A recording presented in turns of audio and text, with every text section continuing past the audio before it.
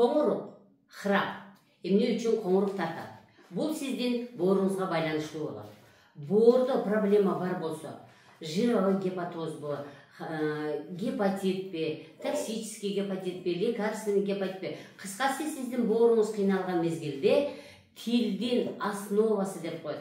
Тилдин башталган жери отечный болуп калат, шишип калат. Ошол шишигендик жатканда абаны бууп киргизет дагы, адам храп тартат. Башкача айтканда коңурук тартат.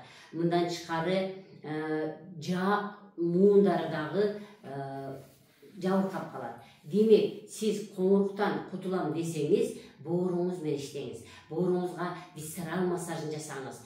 Боор албетте эң көп кызмат аткарат. 500дөн 2,5 миң зат алмашы жүрөт боордо. Мына ошо боор кыйналганда сөзсүз түрдө өт кыйналат. Холециститтин айынан да болот.